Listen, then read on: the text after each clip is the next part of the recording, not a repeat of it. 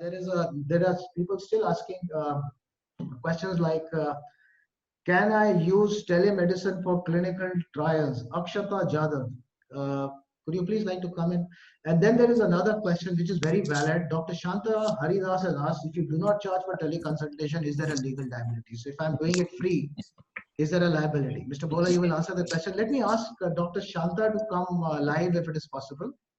Dr. Shanta, would you like to ask this question live? Akshata is there. Yes, Akshata, ask, please. Yeah, I'm actually Dr. Samita Jadhav.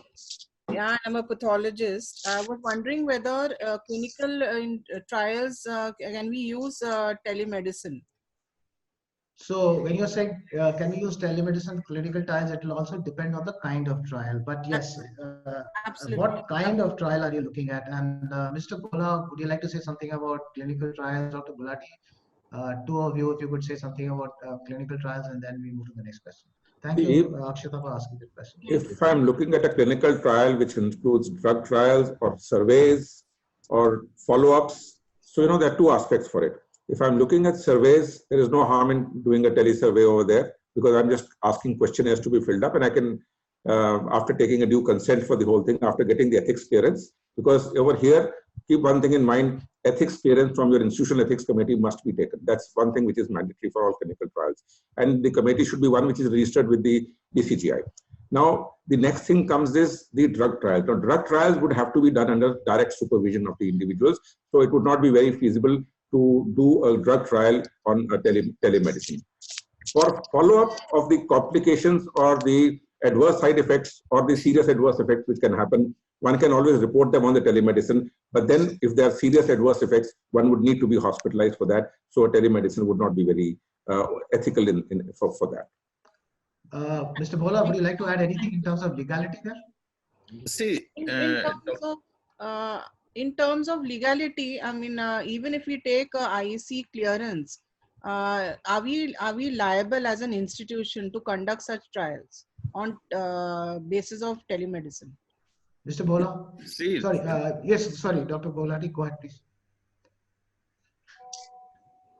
Dr. Bolati. No, see, when you're talking about drug trials, I'm giving a medicine which has to be given directly under supervision. Okay, so if we are looking at that issue, there is no way I can do a telemedicine in that aspect, because if the complication occurs, who's going to handle it? It has to have a care center which is there which can handle the complication. And if it is, God forbid, a serious adverse effect, then I'm in trouble. But if you are going to take surveys only, if you're only going to take the information, then you can go ahead, but only after the institutional ethics clearance. That is mandatory. Keep that in mind. Mr. Bola, you would like to say a quick one on this, because we are moving on, because it's getting it's almost 7:20. Yeah. Dr. Gulati has himself stated very categorically by bifurcating into two. One is telesurvey, the other is drug trial. Of course, drug trial needs to have one personal supervision as well as attendance in person. So it cannot be under telemedicine as such. Thank you. So, Dr. Paras Gangwal has very clear categorically said current telemedicine guidelines do not allow it to be used for any research purposes. Dr. Akshata, does that answer your question? We'll move on. It's very clear that there's still, it's a nascent stage. We will take time to understand where it is going.